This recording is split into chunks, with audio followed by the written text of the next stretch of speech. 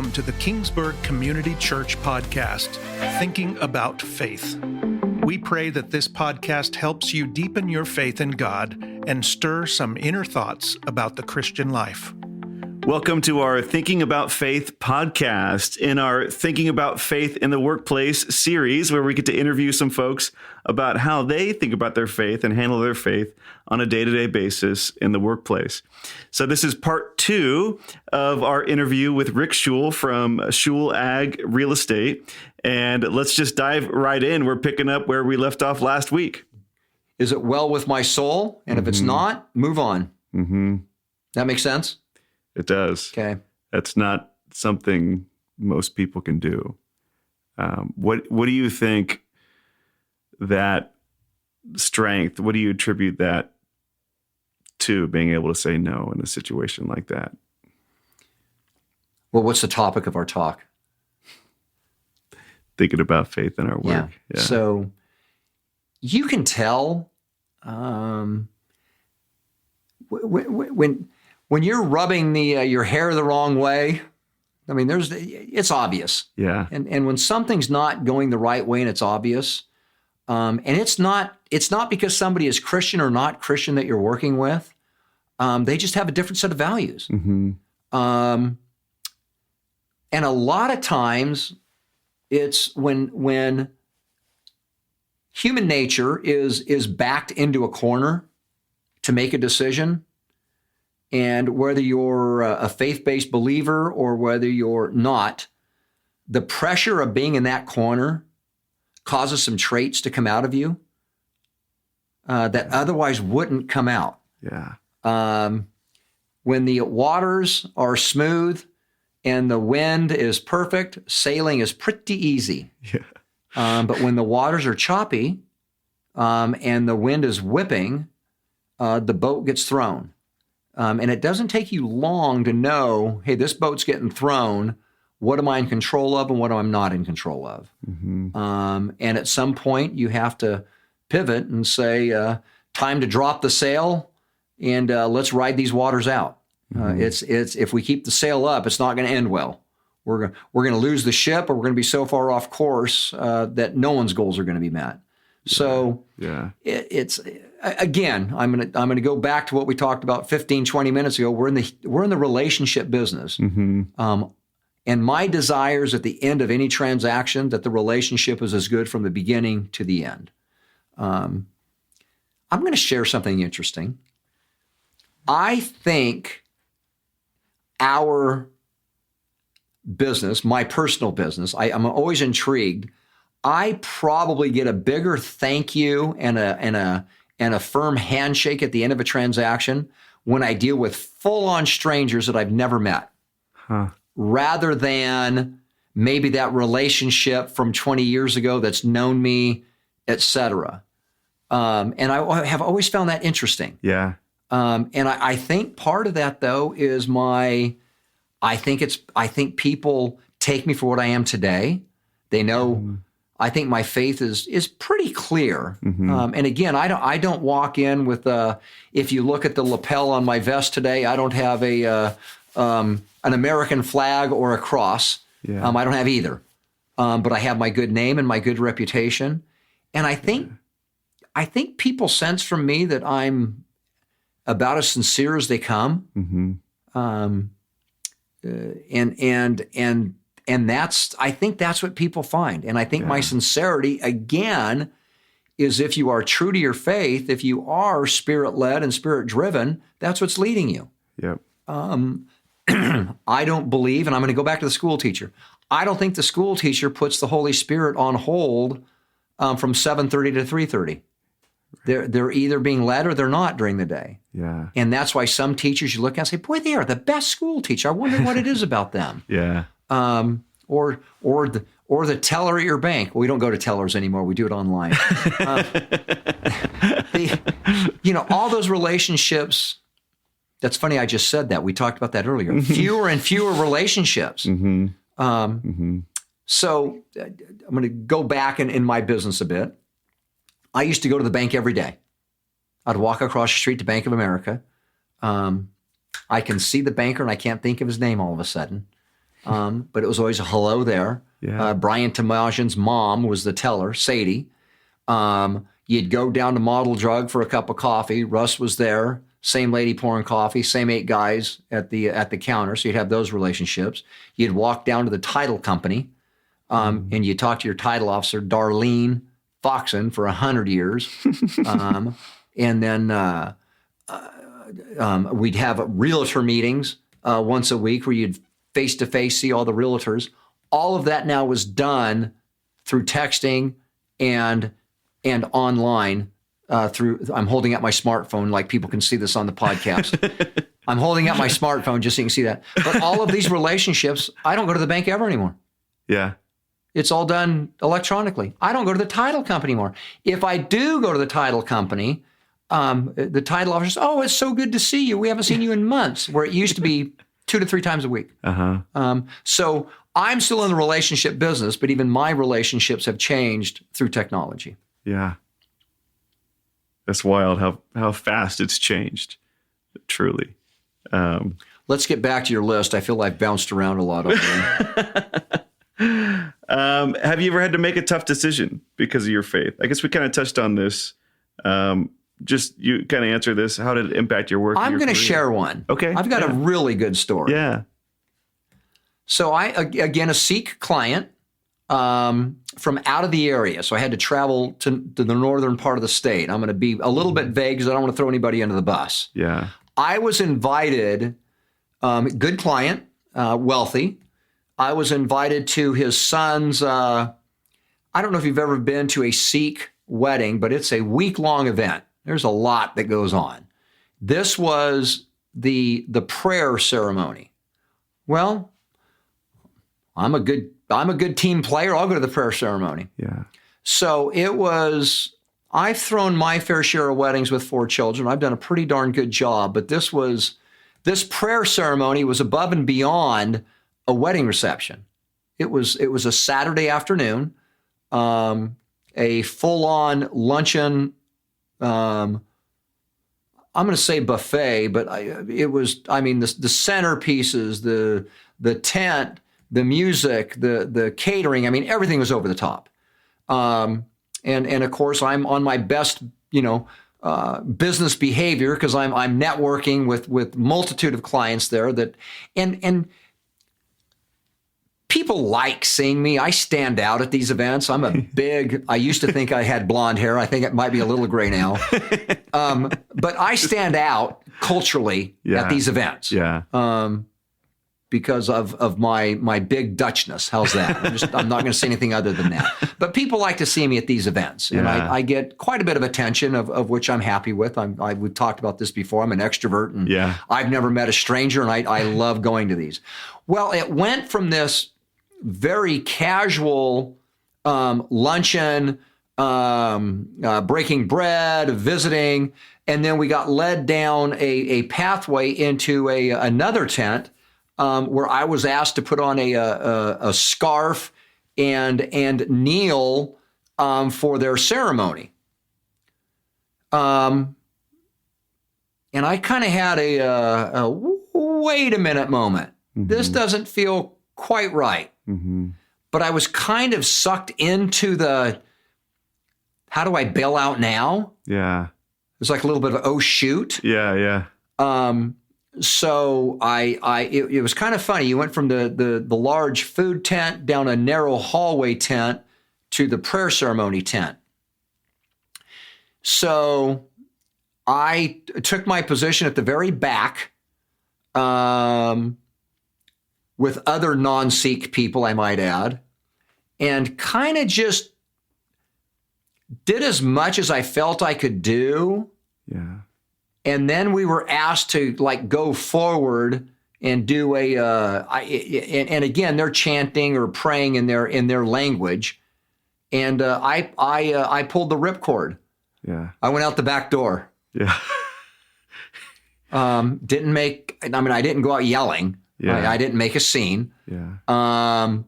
But you ask a question, and that's probably, I'm trying to paint a bit of a word picture. I don't know, 250 people? Mm-hmm. all looking one direction, and their, what do they call their teacher? There's a name for it. Guru. I think it's a guru. And again, all nice people. But it certainly wasn't Jesus, and it certainly wasn't Yahweh, and it certainly wasn't the Holy Spirit. Yeah. So at some point I had to say this, yeah, we're going to have to get out of here. Yeah. And you always make gifts at these things. So I found somebody to give my envelope to. And I said, thank you. And I think I walked at a brisk pace because the whole thing just all of a sudden got me. Yeah. It just felt, and I hate to throw them under the bus, but it felt wrong. It went against, about pushing your hair the wrong direction. I could tell that I was going against my inner grain, my inner conviction. Yeah. So that's probably my best example. Now, have I been asked to cheat and do something ultimately corrupt for somebody that I had to walk away from? Yeah, probably. But at the end of the day, most people know when they ask you to do something of a compromise that it's easy to say, we probably shouldn't do that. Yeah. And they typically respond with, you're probably right. Yeah. And then it goes away. Yeah. Most people have not gotten to their position in life where I'm dealing with them by being a swindler or a scoundrel. Because you'll get tripped up and you'll fail. Now, have I been in a position where I've been beat up, used and abused, and felt a little bit tired at the end of the transaction? Absolutely. Did I let it compromise my integrity, my faith, or my ethics? No. Yeah. Did I feel a little bruised and battered? Did I go home and tell my wife, boy, that was a tough day? Yes. It probably happens more than people would like to know. But we are dealing in numbers. People are typically always looking out for themselves. We don't live in a benevolent culture where people say, oh, that's okay, just let them have that. And I'm usually the party in the middle negotiating that. So do I get, am I on the tumble cycle in the dryer on occasion? Yes. And do I feel tumbled around? Yes. But I'm a professional, I'm a man of faith. I'm a man of integrity. So I try to handle those tumbles with as much integrity and keep my faith forward. Yeah. A lot of what I do too is language. I'm in a verbal business. We live in a time. Look at our politics. You're too young. You don't watch Fox News. But if you watch Fox News and look at what our elected officials say on a public microphone now, you would have had your mouth washed out with soap at 8 years old. Yeah. It's amazing. And part of my integrity, personally, and in business, I don't go there. I maybe it's my upbringing. Maybe it's my faith. But I don't think you can be you probably can't say swearing sailor anymore. But I don't think you can have a rough tongue out in a public forum and then come home and be with your children, or in my case, your grandchildren. And have that same tongue. So I try to have consistency. And I think people respect me for that. I play a little bit of golf. I don't play real well. But even there, it's a doggone, or I say nuts. But I don't think people want to hear harsh language. And our culture has gotten so vulgar, where it's so common. And I've tried to differentiate myself. I've tried not to be that person. I wasn't that person 20 years ago, and I'm not going to be that person today. And I think I have a little bit more pressure having 10 grandchildren than I do having that pressure with clients. Lots of little ears listening. It's interesting. Clients will say, well, Rick, let's have a drink. And I'm not a teetotaler. I'm not going to claim a piousness about that. Yeah. But even that's something that I try not to do. Yeah. If it's 3 p.m. and a client, we've wrapped up a meeting and he wants to maybe take the pressure down a notch or two. And I'm never critical or judgmental.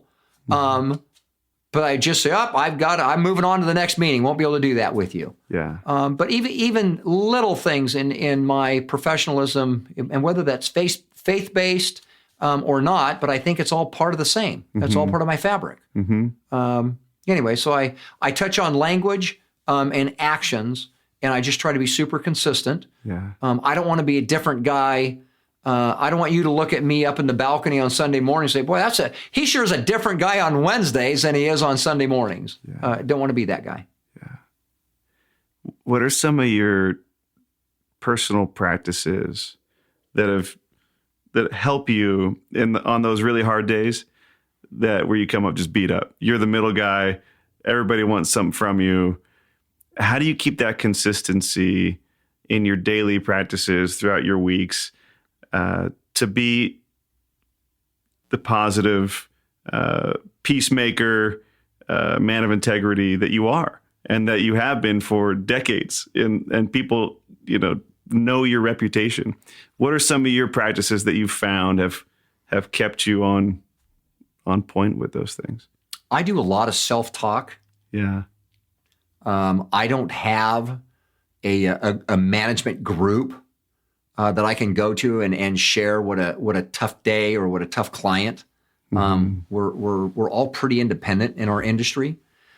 So a lot of it is I will pause, but I've got to give my wife a lot of credit. Yeah. She's she would be the number one sounding board, and she's always so compassionate. Oh, I'm sorry. I said, honey, you don't need to be sorry. It's what I do, but thank you. But a lot of it is, and my brother Mike was always good. Seek ye first the kingdom of God, all these things will be added unto you. That was his mantra forever that he lived by and shared and mentored with. And I have learned as I've gotten older, there's always, water is going to flow, period. There's going to be some incredible white water. There might be some crashing waves. There might be, have you done Kings River Whitewater? No. Have you done it? Oh, it's great. No. There's one called the Rooster Tail, where it's going to chances are you're going to get thrown out of the raft. But if you've been in business long enough and you see that Rooster Tail rapid coming and you brace for it, you're going to get wet. Yeah. So that's going to happen. Yeah. So take that licking for sure. You might get thrown out of the boat, but if you do get thrown out of the boat, you're going to get picked back up.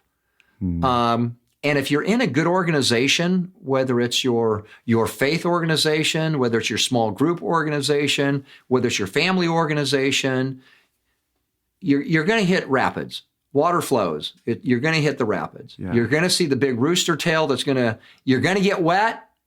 You're probably not going to get hurt, but you're going to get wet. Yeah. Now you're going to get thrown out of the boat on occasion, but if you have your organization, your family, your small group, your church, a good wife, you're going to get picked back up and put in the boat. And you're going to finish the journey, whatever that journey is. What so many people who don't have faith, when they hit the rapids, they don't think they can get back in the boat. Yeah. So they flail. They flail looking for some other sort of help. Well, the raft that you got popped out of is always going to be available. Just get back in.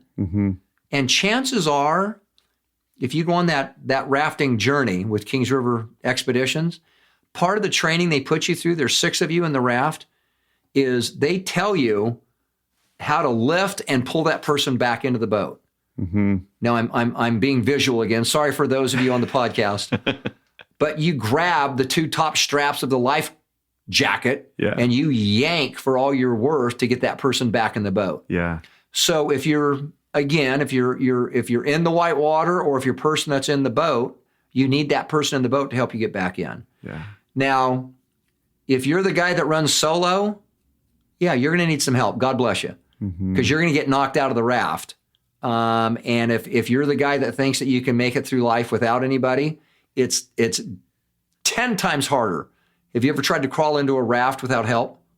Almost impossible. Yeah. Almost impossible. So make sure you have somebody, some organization, some support to help you get back in, because you're going to get tossed. I get tossed. I'm 65 years old. I still get tossed. Yeah. But I don't drown. I don't tank. I don't go seeking alternative things to whitewater rafting, if you will. That's my word picture. You get back in the raft. Yeah. And I've also learned, and I'm mentoring my son this way too, as bad as things seem at the time, the rapids only last for so long. Mm-hmm. They only last for so long. If you look back in your life, if I look back in my life, things that were as little as 6 weeks ago, oh my gosh, that relationship, how am I going to get through that? And now that you look back, it might have been a tough 4 days, 7 days, maybe 14 days, but you did get through it. Yeah. And that's, I believe, so much of that is faith, community, or combine the two, faith, community. Yeah. Having that support. And I've also learned too, I think I've told you this before, we spend quite a bit of time at the coast. Mm-hmm. I find my weeks way better grounded when I have my Sunday morning. Yeah. I like to start and stop. So if young people are listening and think, well, it doesn't really matter if I can do church on Thursdays or I can do church on Wednesdays, I think there's a lot to be said for God's rhythm. Mm-hmm. When you asked, well, Rick, how do you get through some of these things? There's a lot to be said for God's rhythm. I think a day of rest. Now, what does rest mean today? It means a lot different than when I was little. And the only restaurant open in town was Denny's because everybody else was closed. But not to be critical, but I think amusement is not always rest. So try to make your day of rest, Sunday, different. Yeah. Maybe you sleep in longer, maybe you take a nap in the afternoon, whatever you do, but try to end and start your week on that Sunday. Because I find if I have a hectic weekend, chances are my Monday's going to be hectic and my whole week will be hectic. Yeah. So I think there's a reason God rested. Yep. I think there's a reason that He gave us the book of Genesis saying on the seventh He rested. Yeah. I think there's a lot to be said for that. Yeah. Now going back to the my first comment about packing my Oldsmobile with for sale signs and open house signs on Sunday, that was difficult. Yeah. And I bring it up because those were difficult years. Yeah. I didn't have my seventh day of rest. Anyway, I think, does that help you? Does that answer that? Mm-hmm. Okay. Mm-hmm. Yeah, having that support. Nisha is a huge part of that. Your small groups that you've been a part of throughout the years. I'm sure different ones. And your church group. Yeah. Just knowing that you have community, and knowing that everybody is going to be faced with something. Mm-hmm. You've been going through the Old Testament. Yeah. I mean, I probably struggle the most with Solomon. Yeah. I mean, here's the smartest guy with all of the world's wisdom. Yeah. And he got knocked right out of the raft. Yeah. And he wasn't smart enough to get help and jump right back in. So to think that you're going to go through life, business, trials, without having chinks in your armor exposed, that's not going to be the case. Yeah. We're coming up on Easter. Peter, here's Mr. Critical at the Last Supper.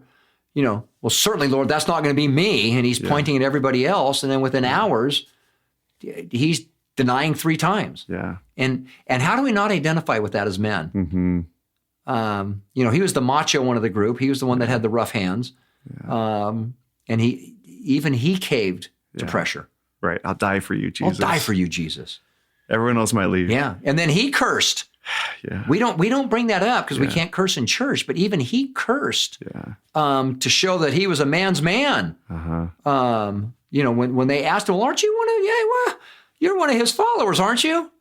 Yeah. He said, no, I'm not, in no uncertain terms. Mm-hmm. So anyway, we are fallible. Yeah. I'm fallible. I say we because it's easier to include everybody in this room, but we're all me to temptation and to mistakes. And I think when you recognize when you're in a trial and you're faced with a little cheat, a little compromise, that you recognize it early. Mm-hmm.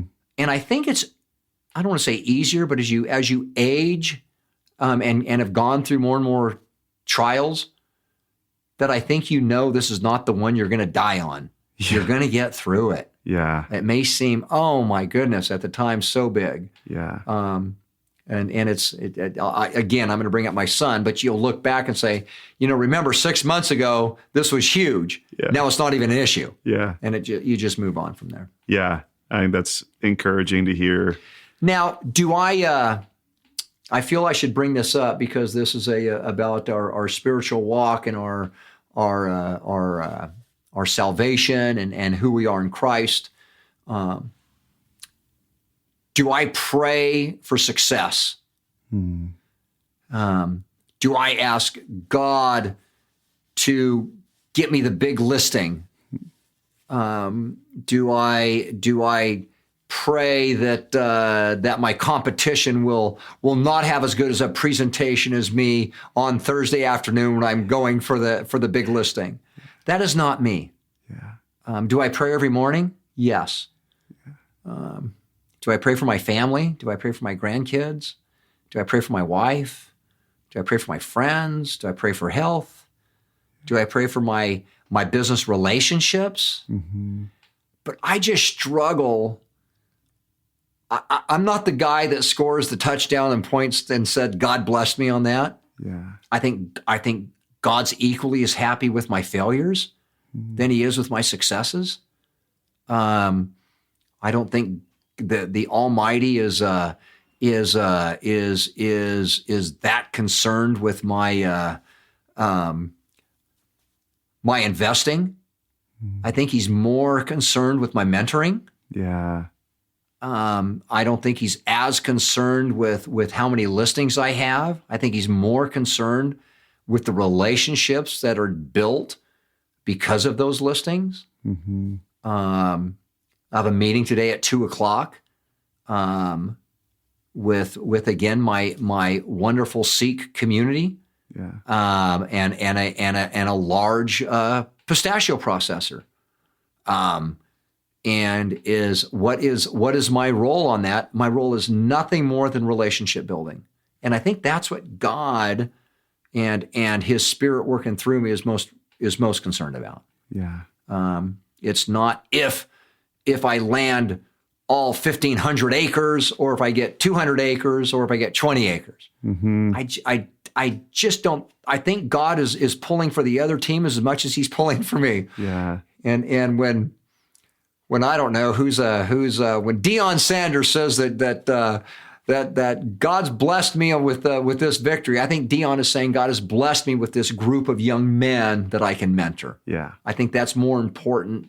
Yeah. Even to Deion than having a 10-1 record. Mm-hmm. And I think he has shared that. And I think for me, having relationships that when I see people 10 years after I have, because I'm in an interesting business, I know people's finances, family, I know their warts, I know everything in a sprint, because I'm usually in and out of a transaction in about 6 months. Mm-hmm. I know their wife, their kids. I know their house. I know their vacation house. I know their vehicles they drive. I know their bank accounts. Yeah. I half the time I know their tax return, and then poof, the relationship's over. The intensity of the transaction, but we will see each other 6 months, 6 years later, and the relationship is still good. Yeah. And to me, I think that's what I think that's what will count. I think that's the gem in my crown at the end of the day. Yeah. Is the relationships built along the way. Yep. I don't treat my business. I don't have notches in my belt of how many people I've led to the Lord through real estate transactions. But I would think that people have seen Christ through me. Yeah. And maybe led to that. That's probably my best ministry. Mm-hmm. More than ethical. Mm-hmm. I'd like to be known as that. More than fair. Yeah.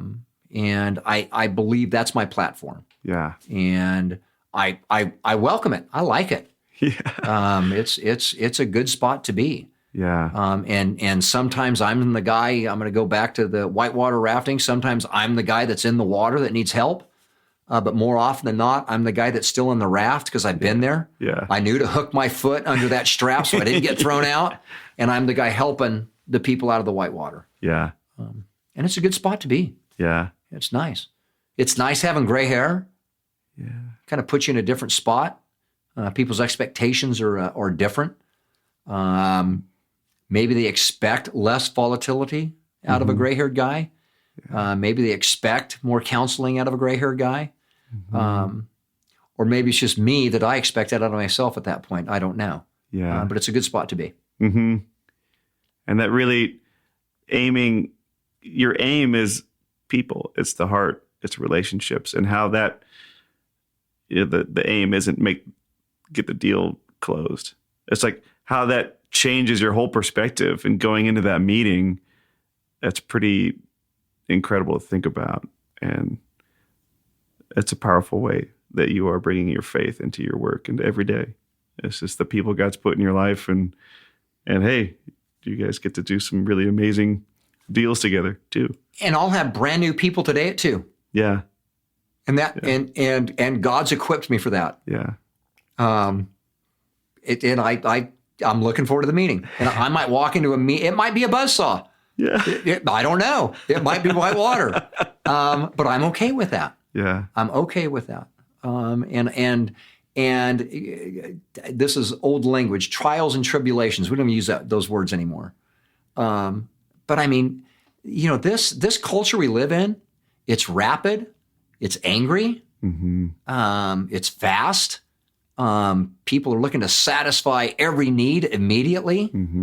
And it's kind of nice to be a steadying influence in that culture. Yep. And I firmly believe that's my role for young people and old people.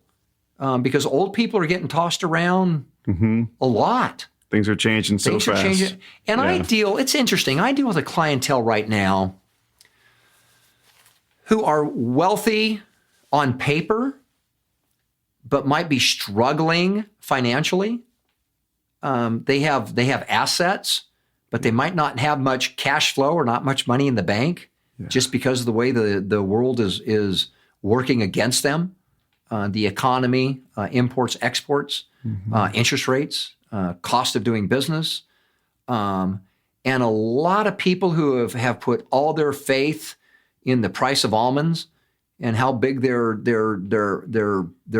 diesel pusher RV motorhome, which is now 10 years old, isn't that much fun? They're faced with big decisions now, and I'm called upon to help them make those decisions.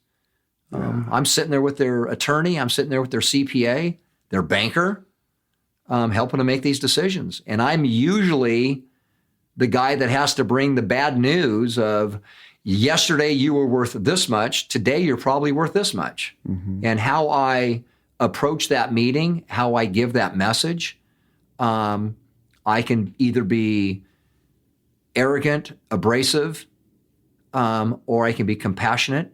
Oh, a word I wanted to share with you, empathetic. Empathetic. So much of my day is being empathetic with people. And I think if we had more empathy in our culture, we'd be way better off. And I'm going to talk about our political leaders.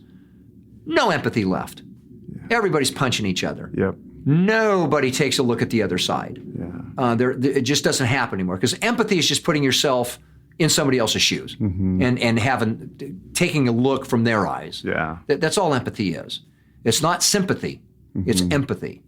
And I think God's allowed me to be an empathetic person. And I think it helps that I can communicate well with people with empathy. And I can also tell them the truth with empathy. Yeah. And it's not offensive, abrasive. And it's so interesting. Most people know the truth. It's in them before you tell them. Yep. And half the time when you tell them a difficult truth, you know what they say? 2 words. Thank you. Thank you. Yeah. It's so interesting. Yeah. Most people think if you tell somebody the truth, they're going to punch you in the nose. Yeah. Most answers are, you know, Rick, I knew that. Yep. Thank you for sharing that. Yeah. And I think that's just part of being genuine, authentic, transparent, all those words that we went through before, fruit of the Spirit. Yeah. If you know, what are the fruits of the spirits? Well, I'm hoping you don't just have one. Yeah. You're a pretty small fruit. Yeah. Or a small bunch. So if you can practice or have those fruits come through you in your daily walk, talk, and actions, I think you're going to be good at business. Yeah. And people are going to trust you. Yep. People are going to like you. And what did I say earlier? If they like and trust you, what are they going to do? They're going to do business with you. Yep. So that's a lot of my foundation. I kind of boil it down to a super simple, but that's a lot of the foundation. Yeah. No, that's powerful. And, you know, as simple as it is profound too. And how the relationship part of business now is so much more important the more we are getting separated through our technology, and how much more of an impact it is for somebody to be met with empathy across the table. So I fielded a call this morning. We'll just say Doug. Doug's a little older than me. A family farmer. His dad lived to be in his 90s. They're selling the ranch. Brothers, in-laws. It's a big decision. Doug called me this morning and says, you know, Rick, I don't expect you to have the answers in this, and I don't even know if it pertains to the transaction, but I just wanted to talk to you about it. and I think for me, that's the success of the transaction. Yeah. He should be talking to his accountant, his attorneys, and even said, I probably need to talk to the accountant about this, but I just want to share this with you because I want to know what you think. Yeah. And I said, Doug, you really don't know what I think. You just want to verbalize it. He goes, yeah, I just want to verbalize it. and thanks for being on the call. But a lot of it, you know, we should treat our friendships that way. Yeah. So many people just want time. Yeah. They don't want busyness. And I mean, I can act busy all the time. I mean, I've always got something to do. Yeah. I have to take this call. We can all do that. Yeah. But if you can offer people uninterrupted time where they feel valued, it'll help everything you do. Yeah. You, school teacher. I like to use school teachers because I think teaching school is so much different than business in so many ways, but at the same time, it's so similar. I can remember Gary Peterson, my 7th grade science teacher, big impact on my life.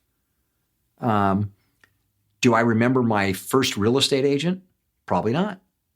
Yeah. So it's different professions have way different, bigger impacts. And I don't know, there's probably a lesson in there for somebody, but never underestimate the impact you have relationships on people that come back 5 years, 10 years, 50 years later. Yeah. Of people that you knew and cared about. Yeah. So part of that empathetic. Mm-hmm. So as we kind of wrap up, I'm thinking about people who might be listening who are looking at getting into business. Maybe we've got some young adults listening who aren't sure what is in the future for maybe their business or workplace, even a school teacher. You know, what are some thoughts, some advice you'd give to somebody who wants to better live out their faith in their workplace, on their school campus? in the business? Okay, so the big buzzword right now is passion. What's your passion? Yeah. You know, I think I don't think that's accurate. If passion were it, the guy that loves to shoot bow and arrows would be a hunting guide. Well, he's got to provide for his family, and being a hunting guide is not going to do it. So I think a lot of my advice to young people is, first of all, visualize who you want to be in 10 years, 20 years, in 50 years. Yeah. Who do you see that you want to model yourself after? I just had my grandkid's babysitter was over, and I had a wonderful talk with her. Yeah. She's still not sure what her major should be. She's second year of college. Yeah. So I said, a lot of life is about experiences. So if you want to get into business, well, go test drive business. Go intern for somebody.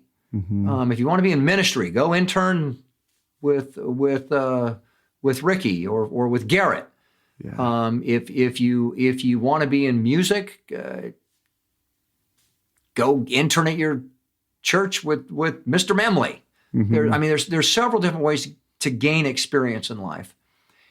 I think the newer generation in business, bless their hearts, they think it's all money. Mm-hmm. Money comes as you provide good service and are a good person and are true to your values. To think that I'm going to get into a certain career for money only, I think is a bad advice. Mm-hmm. I think what you want to look at is what's the whole person going to be? Yeah. Do I want to be a father? Do I want to be a husband? Do I want to be a wife? Do I want a bunch of free time? With my free time, what do I want to do? Do I want to help others? Do I want to be a hermit and live up on a hill?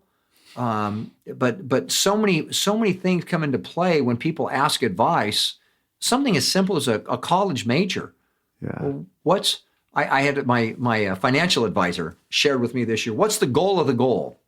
And I thought, what a simple saying. Yeah. But for somebody going into business, well, what's the goal of the goal? What do you want to achieve by going into business?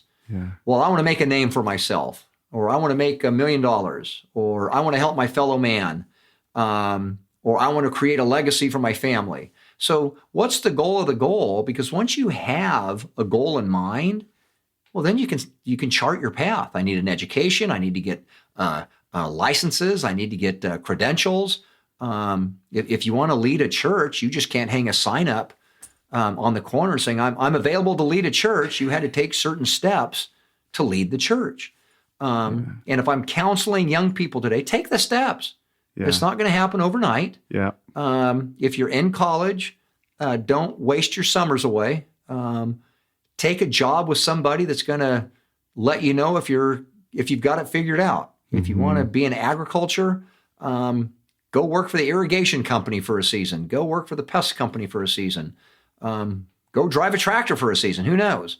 But invest time in the foundation of the career you want to build. Yeah. And if you have a good foundation, you'll have a good career.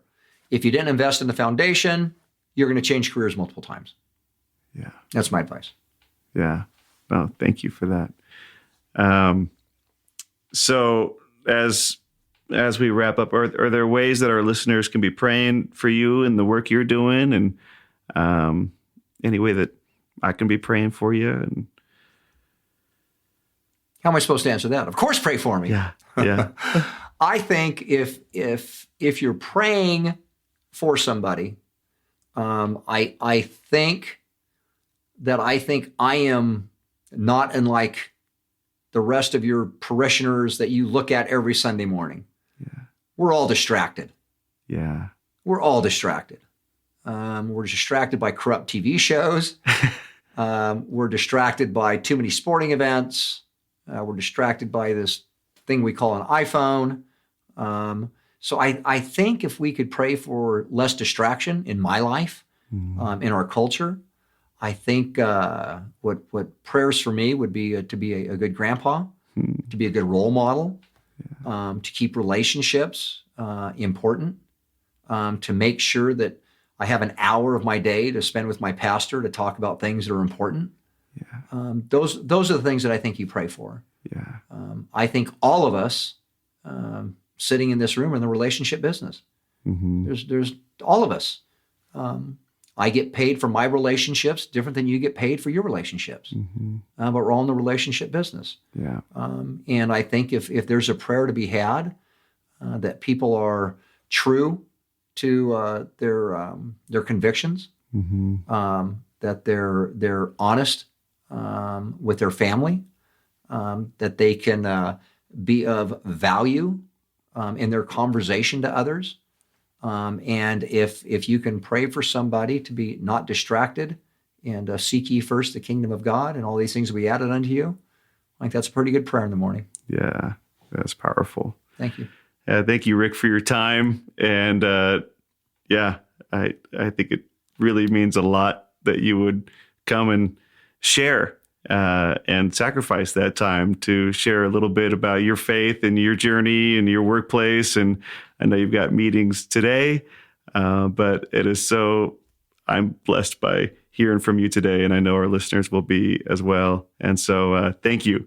Thank you for sharing. And I'm sure your grandkids will love to listen to this one day too. So I'm going to end with one closing remark. Yeah. I love two words in our language. You're welcome. And if I could encourage anybody listening, I don't want to hear anybody say when you are talking to say, well, that was no problem. No problem. Ricky, no problem. I'd like to tell you, you are welcome. And it was a pleasure to be here. So thank you. Thank you.